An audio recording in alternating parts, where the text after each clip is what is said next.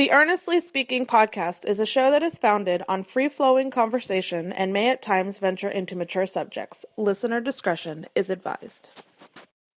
Yeah, Earnestly Speaking podcast.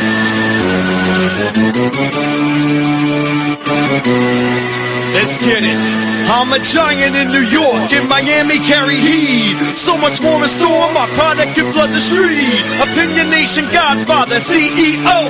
Puff in the late 90s, gon' see me blow. Oh, got my hustle on, no imitation of bad. Army of untouchables, Opinion Nation staff. Never an off season, homie, check the numbers. Heart throb in my own right, supplying southern comfort. Earnestly speaking, my ego is well fed. Earnestly speaking, you're too evil and no threat. See, I'm like a hurricane, you're a mild breeze. Earnestly speaking, leaving Eli a dynasty.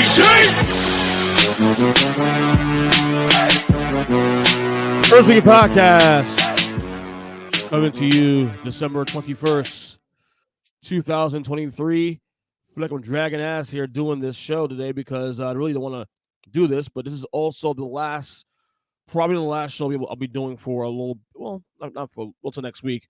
It is the holidays, of course.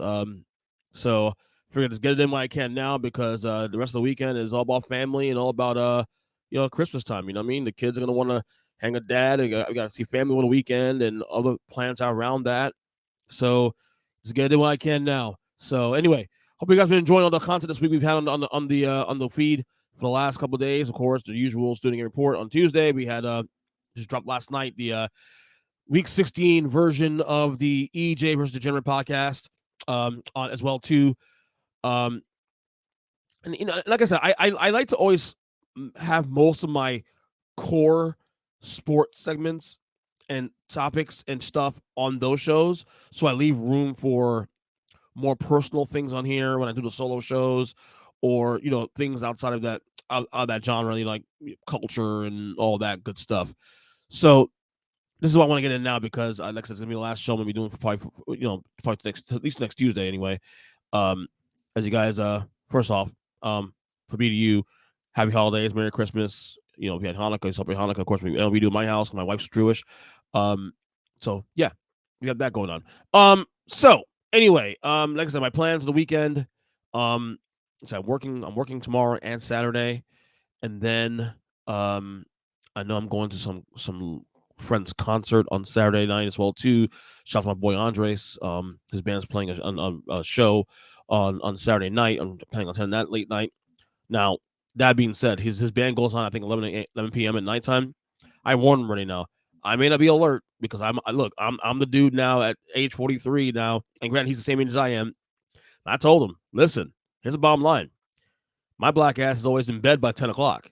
When I mean in bed, I'm not to say asleep, but I'm pretty much packing it in by 9, 10 o'clock. Once the kids were asleep, let's gotta do a podcast or something that my wife needs me to do.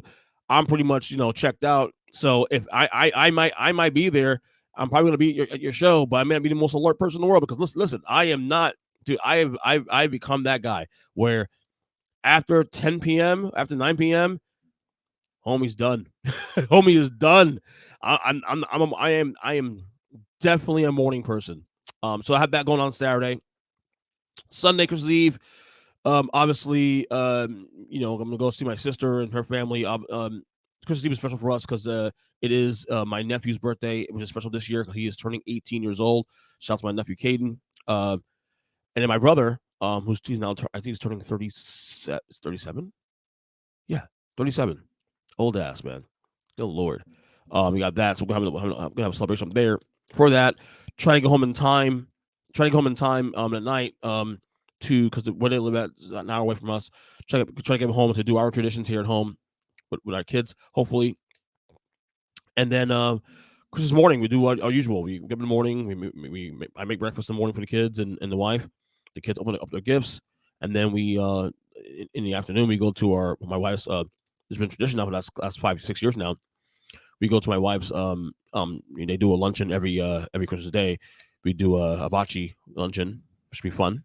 And then after that, we probably go see my mom after that at 3 o'clock in the afternoon at that point, and that's it. So I'm looking forward to this year too, especially because You guys know my schedule. I don't have any consecutive days off. I'm always working. I'm doing my regular job. I'm doing this podcast and other content and all stuff. But I got a long 3-day weekend coming up, so I'm looking. I'll be taking full advantage of that. No podcast, none of that. I'm gonna be relaxing and just kind of taking it easy. You got. Like I said, no matter what you do, even the things you do enjoy, you want to make sure you check your mentals, man. You gotta make sure everything's copacetic. Everything is you gotta make sure you're listen to your body. And I'm really trying to embrace that, and that's one of my goals for 2024, 2022 is to become more and more in tune with what my brain is telling me, what my body's telling me, and yes, be consistent and enjoy the things, and definitely invest in things that you enjoy doing, but make sure you're doing it and not hurting yourself either in the process. So and I think my biggest goal for 2024 is, and I shouldn't wait till 2024 honestly to do this. It's just something I should be doing right now, not immediately. Is becoming more disciplined about things. Whether or not it's getting up in the morning to exercise, whether it's eating healthier, drinking a certain amount of water a day, and limiting a certain amount of sugar you put in your system. Time spent with the wife, time spent with the kids, making sure you are checking in with the family, being alert, being aware. Just all those things take discipline. And I am someone that definitely thrives on repetition. So you think that the discipline part will come easy. It does not, though. I'm someone that sometimes, I don't say get my own feelings. I think that's a little extreme, but I think my thing is I need to just stay the course, and not only that, stay in the course. If I commit to something that I know is good for me, especially when it comes to the health aspects of things, stick to it. And I have a hard time with discipline. I really do. Like my biggest thing for me, for example, and this is something I swore myself I was going to start doing this year, this school year with my kids, because we are, I'm the one that primarily takes them to school every morning. So my day technically starts at 7:00 in the morning. But that doesn't mean I'm out of bed at 7:00 in the morning. I still have a hard time getting up in the morning. I take my time out, even with my youngest son, Logan, who, this dude's a beast. This dude's up in the morning at 6:15, 6:30 in the morning, dressed, ready to go, dressed to the nines. He is disciplined, and I wish I had more of that in me. So I wanted to start making it a habit where I woke up at 6 a.m. in the morning, especially now that I'm going to bed fairly decent hours. Although last couple of weeks have been kind of weird, honestly. I'm going to go a lot later than I usually do. But he gets up early in the morning. I wanted to start waking up in the morning with him too, also, or at least before him, using that time to go outside and exercise, take long walks, take 2-3 mile walks in the morning, which I was doing at the peak of my, when I started getting healthier early in the year. I would do that. I wake up at 6:30 in the morning. Where I live at in my development, I have like a big lake around my development, so I would do 4 laps around that. That's equivalent to 2 miles. Do that in the morning, and then get a sweat, get the muscles going, and then by the time I get in the house, the kids are waking up, and then I take them to school, and I go to work, and we go through the day. And I've slacked off in that over the course of the last couple months, and that's the thing. That's the thing I really need to start working on. This is something I've learned through the years, and I think Jocko Willink said this actually, famous podcaster, and I think he's a Navy SEAL. I think discipline equals freedom, and that term, that slogan, is so truthful. When you are disciplined, when you have a focus, when you are in line with things that you need to be doing, it makes everything around you so much easier. And there are moments I'll get there and I'm like, okay, I'm with it. I just lack consistency. I just do. And that's probably my biggest goal of 2024 is becoming a more disciplined human being. And obviously I need to just do it instead of like saying it and then like when it comes time to doing it, it's like, okay, well, what happened now? I need to put the plan in action. That's the bottom line. So anyway, let's talk about some topics here I want to talk about. So, we discussed a little bit about this on the pod with Zach last night about John Morant's return, and we discussed about whether or not he's can he rise the Grizzlies? Can he bring the Grizzlies into playoff contention? Because right now they were, as of last night's recording, they were 6.5 games back of the 10th of the play-in situation. Now we got a lot of basketball ahead of us. Between now and April, obviously. So they have a lot of ground to make up. But the problem is there's a lot of really, really good teams. The Western Conference is stacked to the gills, and they're ready behind the ball. And they got a lot of injuries to overcome as well, too. The Grizzlies do.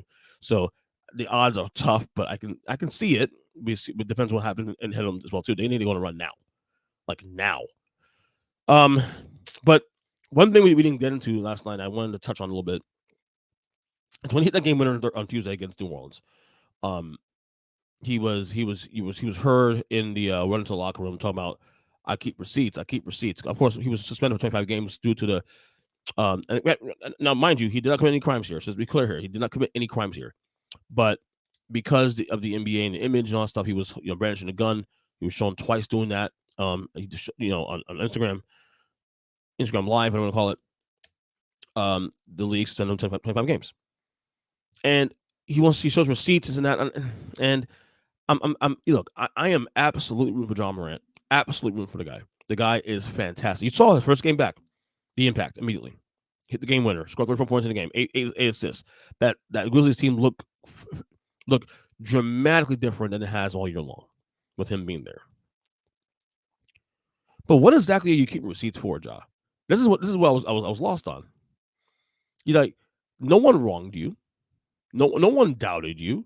In fact, the reason people like myself and others had the reaction we had with you over the course of the last 9 months is because we believe in you and your talent. And we believe that when you are on the court and you're focused and you're playing basketball and not distracted by this other stuff outside of basketball and then the gun stuff and whatever friends you're keeping, all that stuff. And look, that's your life, whatever. You are a top 10 player in this league.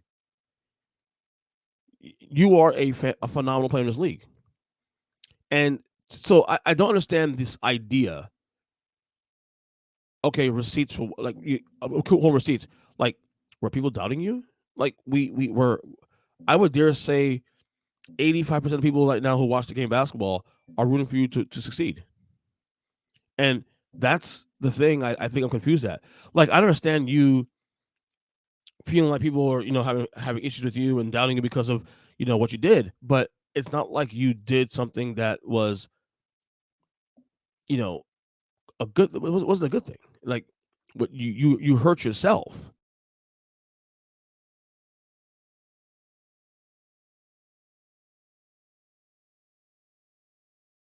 We lost something here, so I apologize. Now mark this down real quick. 457. Okay. Complex Magazine, of course, cultural magazine, sports, all the whole nine. They put out their top 25 best sports personalities of 2023. And you know me, I'm into this stuff. I'm into media. I'm into talking about and media across the board, not just sports media, but also political media, culture, music, you name it. I'm into all that. We touch on that on this podcast quite often, and so I'm getting a text here from my buddy. We're supposed to go to lunch today, and anyway, so they released their top 25 list. I want to run through a little bit here on the show.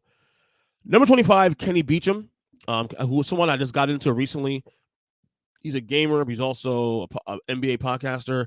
He's been getting a lot of mainstream attention the last year now. He was on First Take with over the summer. He's been on Stephen A's podcast. He was on Bonnie Jones' podcast recently. He's a really good kid. Very, very good NBA, influencer. Kay Adams, 24. She is what was, I say, on NFL Network. Now she's on FanDuel TV now. She's cute to start there.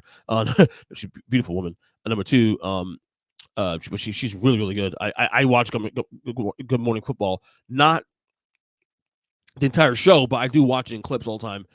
23, RG3. If you guys remember RG3, working for the third, former NFL quarterback. He's a very talented guy. Actually, do really good in that space also too. 22, Joy Taylor feels a little low. Now, granted, not a fan of her show she's on, Speak. That's I'll say the third version or fourth version of Speak for Yourself. But I do think she's the only person on that show worth a damn at this point that I follow. 21, the Kelsey brothers, both Jason and Travis, have their own podcast. Haven't really listened to it much. I've seen clips of it on TikTok and on YouTube, but not too bad. 20, Kendrick Perkins. This is the guy that people didn't like originally, and even I was kind of like, on the fence with Kendrick Perkins. But I gotta say, kind of digging him these days now. Honestly, I'm actually a fan. Has some really heavy takes, of course. But I like Perk. 19, Nick Wright. I think this is way too low. You may think I'm crazy for saying this. I'm a huge Nick Wright fan. I think Nick Wright is top 2 or 3 best personalities of this year. I think First Things First is arguably the best sports show on TV right now. Him, Broussard, and Kevin Wiles, phenomenal team. They do a phenomenal job. I think Nick Wright's great. I know Nick Wright, is a little bit of a LeBron homer, the Chiefs, Mahomes homer. He's not ridiculous like Skip Bayless is with it, though. It's a massive difference. I think he's way too low on this list, honestly, as I just lost the list here. Oops, sorry about that. But yeah, Nick Wright should be in the conversation, top 10 conversation. I got him top 5 personally, but that's my opinion. Let's see here. Sorry, I'm trying to catch the list here. 18, Taylor Rooks on Bleach Report, pretty good. 17, KG, Kevin Garnett.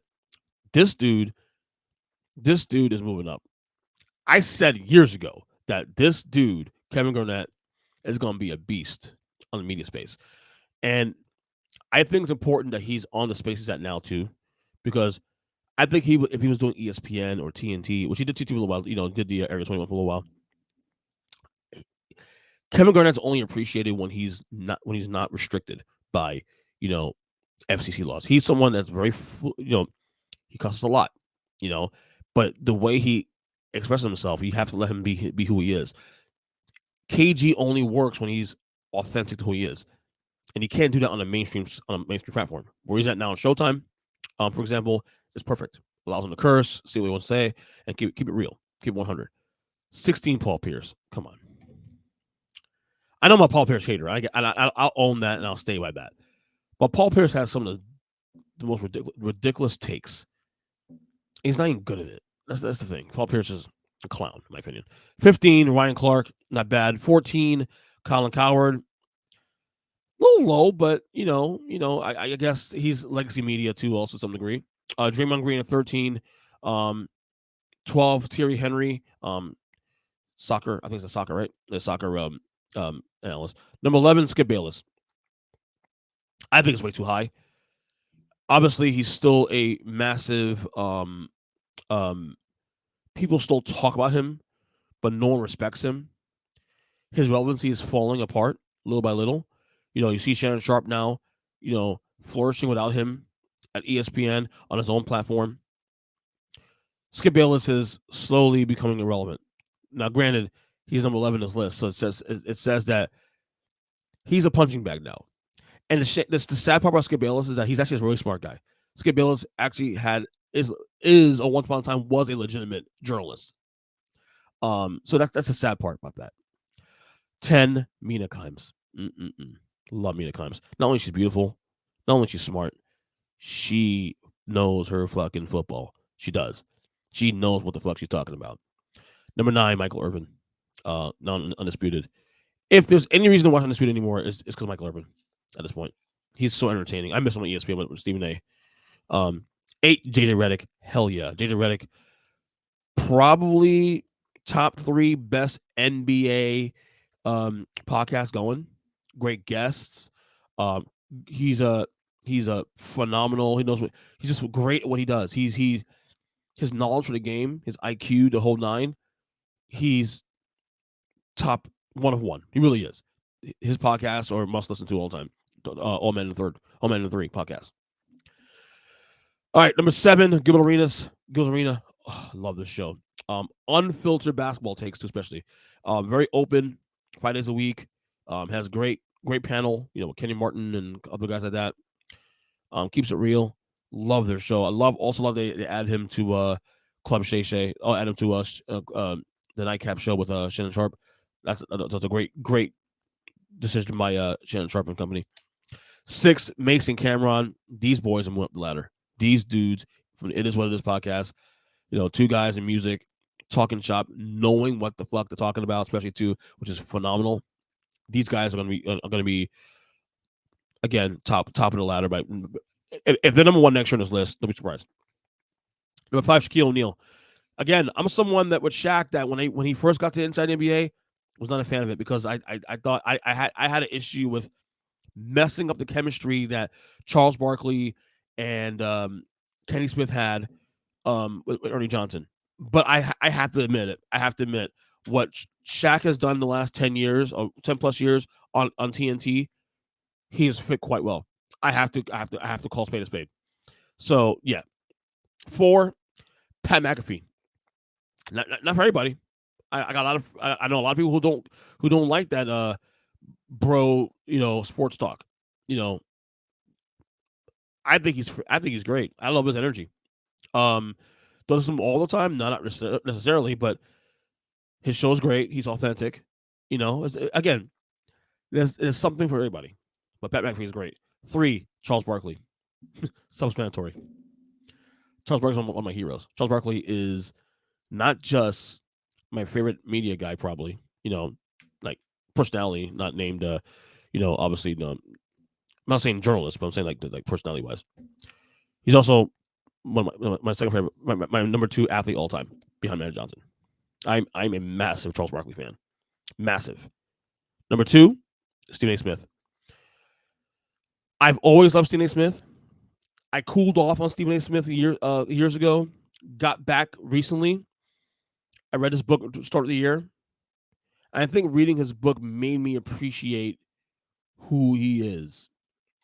Everybody calls him loud, and this is true. He's loud. He can be obnoxious and all that, and I totally agree with you on that one. There is no question that Stephen A. Smith is the hardest working man in sports media. Nobody can question that. Look at all the platforms he appears on a daily basis. Just on ESPN alone. And now he has his own show now. He has his own podcast he's doing now, 3 times a week, minimum. Okay? You talk about a guy that puts the work in to do what he loves and also, and thrives and knows. And look, he's the top guy. He is the top guy in the industry. And yet the way he works is as though he understands that he doesn't. That's why I respect about him more than anything else.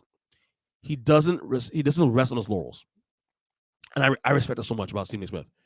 His story, his book is great. I love his book. I got the other book back in January. That'd be worth the read. But yeah, Stephen A. number 2, no surprise there. I truly came to a place this year where I really respect. I don't give all his opinions. I think some of the stuff with the Cowboys is a little ridiculous at times, but he's so good what he does. You gotta respect that. All right, and number 1, Shannon Sharp. Again, this dude is thriving since leaving Undisputed, which I said even before it happened he needed to do that because I felt Skip Bayless was holding back. This dude is thriving. He's on First Take. He's hosting First Take today, actually, in Stephen A's absence. He has his own show. Obviously the Club Shay Shay. He has also Nightcap with Uncle Ocho, and now Gilbert Venus on there now on once a week or twice a week. This dude is thriving. This dude is, and he's naturally funny. That's the thing. He's not trying hard. Shannon Sharp's always been known as a mouth. In his playing days, he was a mouth. And all he's doing now is translating what he was doing in the NFL and doing it in a big way. This dude is phenomenal. So that's Complex's list of top 25 best sports personalities. I mostly agree with it. I think Nick Wright's, like I said, I'll say it again, Nick Wright's way too low. Way too low on that list. So, all right. What else we have here on the docket? I want to clear the pile here for the weekend. Donald Trump off the ballot, the GOP primary ballot in Colorado. That was announced on Tuesday, I think it was. I don't know how I feel about that, honestly, because I don't know the parameters. This is a decision made by the Supreme Court of Colorado, and they said because of the insurrection, and I get that, but Donald Trump, where I'm uncomfortable with that whole thing is this, and I'm not even a Trump guy. You guys know that, but he was never actually charged or convicted of the insurrection, though. So I don't know what parameters were set here as to why he would be taking off a ballot in a primary in that state. Now, look, I don't think it's going to matter anyway because he's so far ahead in the polls right now that just in the primaries right now as is that I don't think it's going to matter, honestly. But what I will say, and it's a little concerning, it's setting precedent. What other states are concerned doing this now going forward? And the thing is, too, and I'm not going to sit here and say this is a Democratic witch hunt because I don't know that. I don't know that. I don't know if the Supreme Court is made up of Democrats and they have it in for Trump. And I'm not going to speculate on that because I don't know. I'm not going to sit there and assume that. What I'm going to say though is, you start setting precedents like this, it sets up a bad standard moving forward. Ultimately, I think it'll matter because he's not. First of all, Colorado is a lean blue state, number one in a general. So most likely that Joe Biden will win that state anyway. In November, and also he's so far ahead in the polls that even if DeSantis or Ron DeSantis and Nikki Haley win that state in the primaries, it's not going to matter much in the primaries overall. Again, Donald Trump's polling 62%. Last I checked in a primary. Nikki Haley is now second at 17%. DeSantis at 16%. Ramaswamy at 5%. So this Colorado blip is going to do anything for the overall primary. Where I am, again, where I'm curious is the precedent set, and also will the other states between now and the caucus, which by the way, guys, caucus season is literally a month and a half away. I think Iowa starts the counting of votes in February, I believe.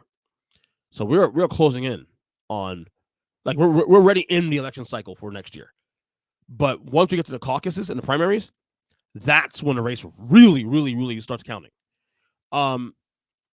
So I'm really curious to see if there'll be other states that actually double down and also do the same thing too. Something to watch. There's something to watch going forward. Taylor Swift was named Time Magazine's Person of the Year. Some folks are happy about that, obviously. Swifties, of course, are happy about that. Other folks, why? Are pissed about that? I don't know why surprised. Taylor Swift is by far not only the most popular musician right now in this country, she might be the most popular celebrity in this country right now. I don't know why that's even a surprise to people. Is it because you don't like her? Is she I don't even find her polarizing. That's the thing. She seems very nice. I have no problem with her whatsoever. I think she has a couple good songs. I'm not necessarily a fan of her music. I like a couple of songs here and there, but I don't buy her records and whatnot. But you would be foolish to think that she has not had any impact in the way we look at culture right now. Because she matters. She matters. She's easily the most popular musician in the country, and the records still show that. So you being mad about that is not going to change it. And look, the very fact she's gotten so much attention from the NFL, okay, and the NFL doesn't need the attention because the NFL is king shit in this country when it comes to sports. The fact that she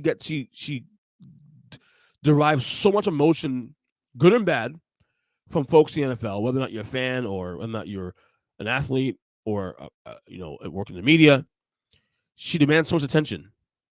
That should tell you the power of Taylor Swift right now, and she deserves it.